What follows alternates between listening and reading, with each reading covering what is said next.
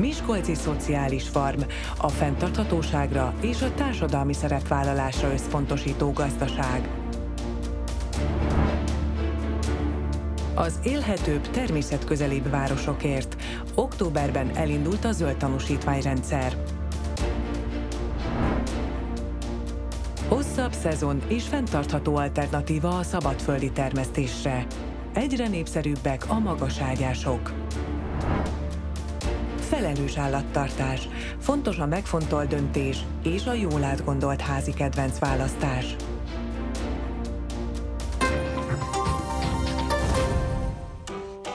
Mindig van tennivaló a Baráthegyi Majorságban.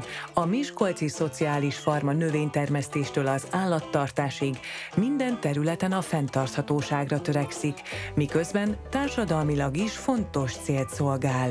A majorságnak kettős funkció van, egymaga a terápiás környezet, tehát itt csend van, és számukra ez egy belátható tér. Tehát ez a 7 hektár mondjuk autista embereknek szaknyelven ez egy protektív környezet, ahol számukra egy kiszámítható helyszín van. Nagyon egyszerű példa, reggel, mikor kiengedik a tyúkokat, és megetetik őket, feltakarítanak a tyúkudvarba, és délután hozzák a 2 szakajtó tojást, akkor egyedesebben járnak. Egy napon belül van már egy terápiás hatása, hogy én hasznos tagja vagyok a közösségnek. A 7 hektáros farm alsó részén a kertészet kapott helyet, fent pedig az állattartás. Én gyerekkorom óta állatokkal vagyok, lovakkal foglalkozom, sertéssel, tyúkkal, szeretem ezt csinálni. Ott 13 darab ember dolgozik most jelenleg az állattartó telepen, de én úgy gondolom, hogy így összeszokott barátságos csapat. Mindenkinek megvan naponta a rutinja, hogy mit kell csinálni, hol kezd, mit gondolsz, minek ad enni, melyik állatnak mit fog adni. Különböző ágazataink vannak. A kertészetben van egy intenzív kertészeti rész az üvegházban, vannak szabadtéri ágyásaink, van több mint 200 gyümölcsfánk, 50 fejős kecskénk van, de a ló, alpaka, mint állatasszisztált terápia. Olaszországban láttuk egy súlyos autistákat segítő farmon az alpakákkal való terápiát, és akkor adaptáltuk ide Magyarországra. Az alpakák rendkívül tanulékonyak, engedelmesek, barátságosak, kooperáló tulajdonságok miatt kimondottan alkalmasak terápiás állatnak. 2 kancánk van, mind a 2 vemhes. A Viktória 1,5 éves, a Süti ő 2,5 éves. Van még egy alpakánk, ő a Kárló, ő a fiú, ő 3,5 éves. Csodálatos állatok, nagyon kell odafigyelni a tartásukra. De nem csak terápiás célja van az itt élő állatoknak. A kecskék tejéből például friss, vegyszermentes sajtok készülnek, amelyekkel a környék vendéglátóhelyeit is ellátják. Júli Anna már mestere a sajtkészítésnek. Én nagyon sok mindent szeretek csinálni.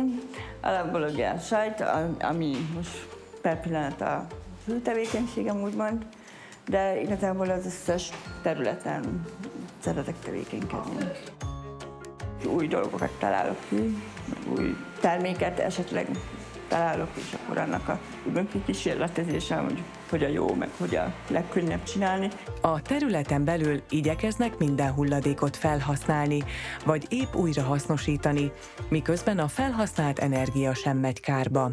A újságpapírból újrahasznosítva papírkosarakat fűznek a nagyon súlyos fogyatékosok a műhelyben, papírt is merítünk, tehát mindenből van egy kicsi. Már 15 éve nálunk szélkerék húzza a vizet a kútból, és így nem kell áram a víz kivételéhez, bemegy egy nagy 10 köbös tartályba, a tartály 1 métertől magasabban van az üvegház szintjétől, és akkor úgy lehet locsolni belőle, de ugyanúgy brikettet gyártunk, a saját erdőből is tűzifát nyerünk, és a legtöbb házban vagy cserépkályha van, vagy gázosító kazában, vagy akár mindkettő.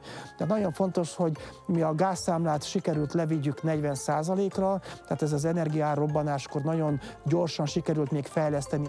Ami jó hír, ugyanis a farmon télen sem áll meg az élet. A területet úgy alakították ki, hogy olyankor is jusson elég tennivaló mindenki számára.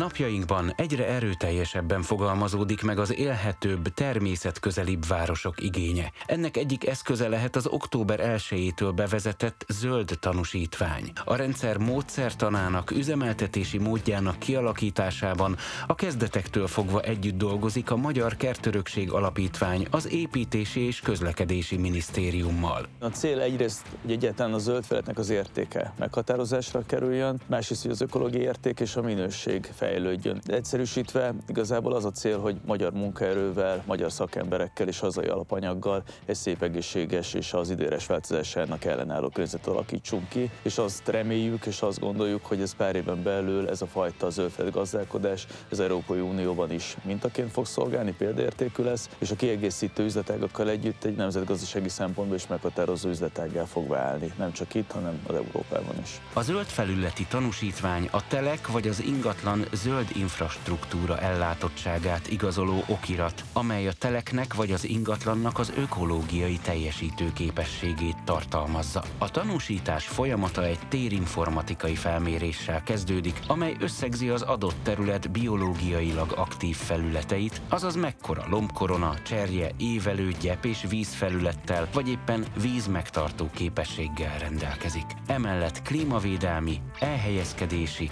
talajvédelmi, fenntartási és szociális szempontokat is mérnek a szakemberek.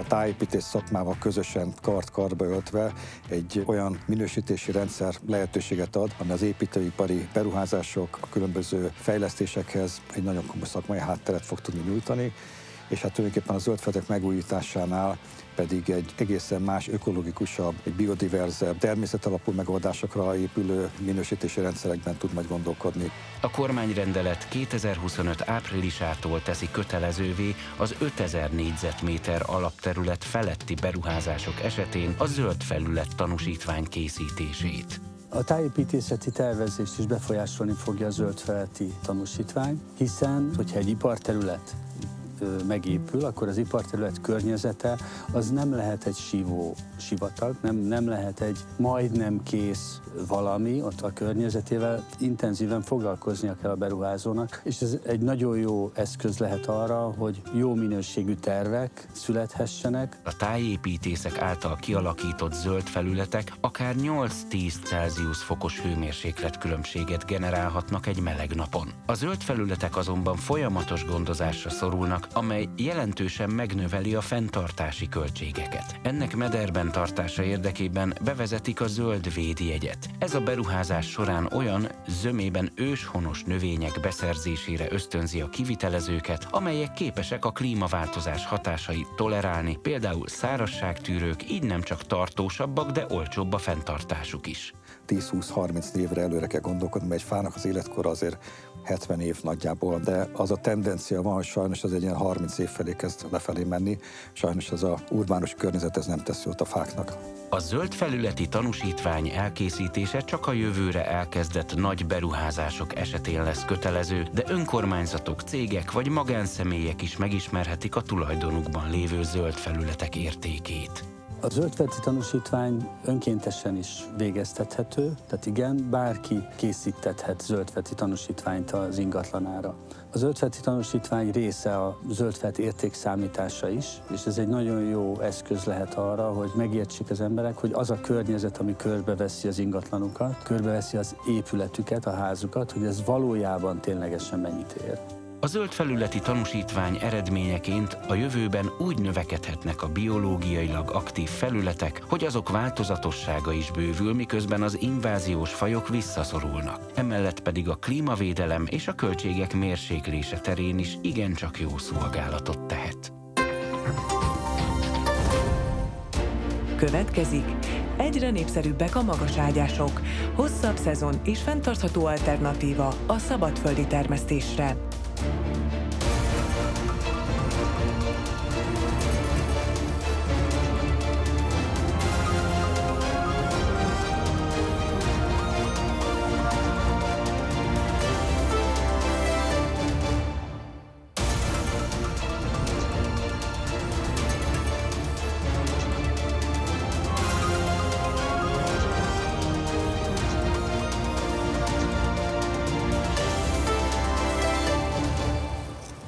ez jó is lesz. Még ősz közepén is ilyen szép paprikákat szüretelhetünk egy magas ágyásban, de nem ez az egyetlen előnye az ilyen veteményesnek. Amellett, hogy sokkal tovább tart a szezon, fenntarthatóbb alternatívája lehet a szabadföldi termesztésnek.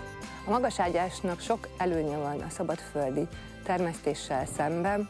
Egyrészt már maga a magaságyás kialakítása, tehát az, hogy nagy mennyiségű szerves hulladékkal töltjük, amely idővel ugye komposztálódik az ágyás aljába, és tulajdonképpen alulról is fűti a zöldségnövényeinket. Úgy mondhatnánk, hogy idealizáljuk, vagy optimalizáljuk a zöldségnövények számára szükséges fejlődési közeget. Ennek köszönhetően a zöldségnövényeink egészségesebbek, jól kondicionáltak lesznek, ami pedig alapfeltétele annak, hogy a kártevők, a kórokozók is ezáltal kevésbé környékezik. Amellett, hogy nem kell szélmalomharcot vívni a gyomokkal, jó megoldás lehet azokban az esetekben is, amikor a talajviszonyok nem ideálisak ahhoz, hogy szabadföldben veteményezzünk. Ezért városi közösségi kertek esetében is jó megoldás ez a technika. Skultéti Bernadett 3 éve alapította meg a Más kertet. Azóta már 150 magaságyást építettek magánszemélyeknek és intézményeknek.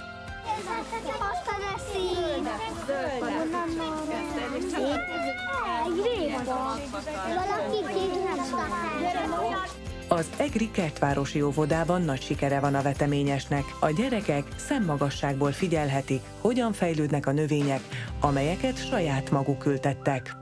A kertünkben van minden csoportnak egy-egy magas ágyása, és ezen kívül vannak az alacsonyabb ágyásaink, ahol fűszernövények ezt az idén csinálták a kedves szülők segítségével. Ezt egy picikét majd tovább szeretnénk fejleszteni, és az érzékszervek kertjévé szeretnénk ezt varázsolni igazán, és olyan növényeket belerakni, ami a látást, a hallást, a tapintást például, vagy a szaglást tudják segíteni, mert hogy sokan lehet, hogy nem is tudják, hogy ezek a növények például az ADHD-s autista gyerekeknek milyen jó hatással van az idegrendszer lenyugtatására például. De persze az is fontos, hogy a lelkes kis csapat learathassa a munkája gyümölcsét. Ugye érdemes az ilyen óvodai magaságyásokban olyan zöldségeket nevelni elsősorban, amelyeket a gyermekek utána szívesen el is fogyasztanak. Például a hagyma vagy a hagymaszál, ugye akár az uzsonna mellé feltállalható a gyerekeknek. Itt kibújt még benne néhány kis tépősaláta, és ezek például áttalálnak majd az ágyásokba, és akkor jövő tavasszal szép nagy lombozatot fejlesztenek, és akkor majd elfogyaszthatják a gyerekek. Hasonló szempontok voltak a civil közösségek házánál is, ahol a bőséges termés mellett szintén nagyon sok előnye van a magaságyásoknak. Azzal, hogy mi is itt magaságyást tudtunk csinálni, és nem is csak emelt ágyás, vagy nem csak sima ágyásokat, azzal azért nagyon-nagyon jó termesztési előnyök járnak. Tehát tényleg nálunk 2-3 nap alatt kell ki a retek, saláták tavasszal. Ugye még most is 40-60 centi komposzt bomlik ez alatt a termőréteg alatt. Ha úgy hagyjuk, akkor egész télen tudunk erről születelni. Paradicsomot is addig, amíg a fagyok, de akár utána is. Én is biokertészkedek, és tudom, hogy mennyi előnye van.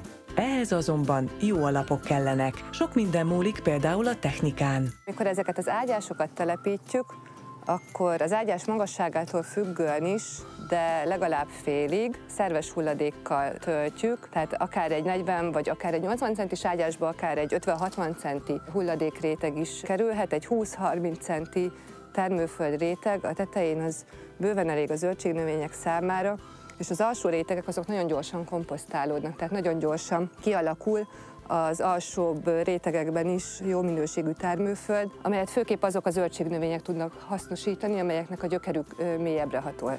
A veteményesben közel sem ér véget az idény az ősz beköszöntével, sőt, mondja Skultéti Bernadett, aki a Grindex című fenntarthatósági online ökomagazin szakértője. Szerinte a hűvösebb évszakban az ágyásokat feltölthetjük hidegebb klímát kedvelő zöldségfélékkel, amelyek nyári termesztésre nem alkalmasak. Következik felelős állattartás. Fontos a megfontolt döntés és a jól átgondolt házi kedvenc választás.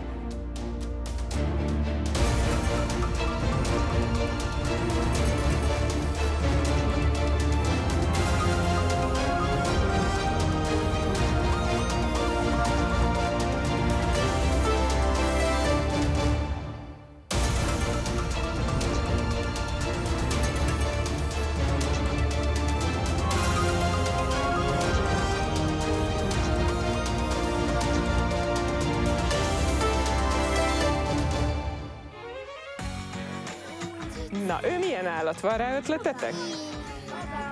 Agálma, szuper! Szakállas agálma, hát ti honnan jöttetek? Az állatkertből egyenesen? Igen. Szuperek vagytok, bizonyám, ő egy fekete szakállas agálma.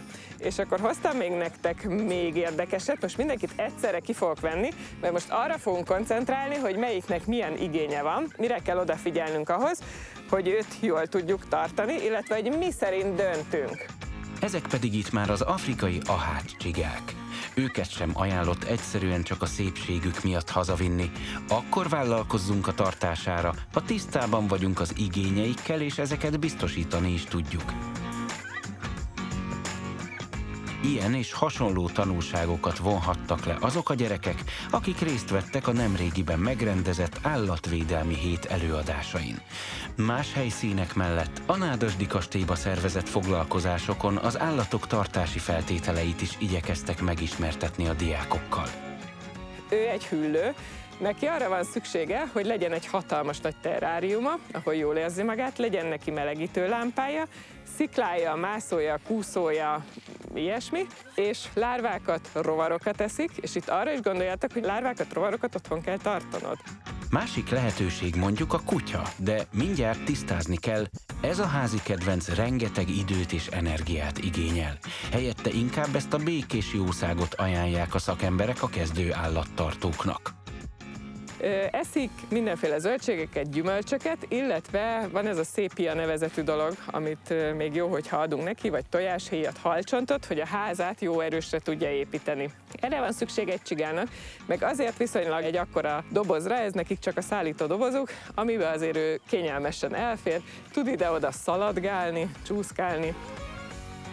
Azért jó egy csigával kezdeni mondjuk a felelős állattartást, mert hogy nagyon kevés dologra kell odafigyelni, de viszont minden ugyanúgy megvan, tehát ugyanúgy etetni kell, ugyanúgy biztosítani kell számára a megfelelő életteret, ugyanúgy ki kell takarítani, ugyanúgy gondozni kell, csak nem akkora feladat ez tulajdonképpen, mint egy kutyával, vagy egy nagyobb, egy cicával, vagy egy lóval, vagy egy komolyabb tartást igénylő állattal. Persze vigyázzunk, hogy az igen szapora kedvencünk meg ne szökjön, mert inváziós fajnak számít, tehát a természetbe kikerülve honos fajukat veszélyeztethet. A jó állattartó pedig nem csak a kedvence, hanem a környezete iránt is felelősséget érez. Mi ugye nagyon sokat ellenőrzünk a közúton, a határátkelő helyen, és nagyon sokszor találkozunk illegálisan szállított állatokkal, illetve csempészállatokkal. A gyerekek a Nemzeti Adó és Vámhivatal szakemberétől az állatok utaztatásának jogi feltételeiről gyűjthettek ismereteket. Több szomorú történetet is hallottak a fiatalok. Például a személyautóban szállított 2 póni esetét, vagy védett állatok tömeges csempészetét egyetlen furgonban. Ez a buherált román teherautó pedig júniusban akadt fenn a navosok ellenőrzésén. Azt tűnt nekik gyanúsnak, hogy ilyen házi barkács-szerűen egy 10x10 centis kocka van kivágva a felépítménynek egészen a felső részén. Amikor ebbe a kis lyukon benéztek, akkor kiderült, hogy több mint 30 malac, 80 kilós körüli malac küzd azért, hogy levegőhöz jusson, illetve helyhiány miatt is szenvedtek.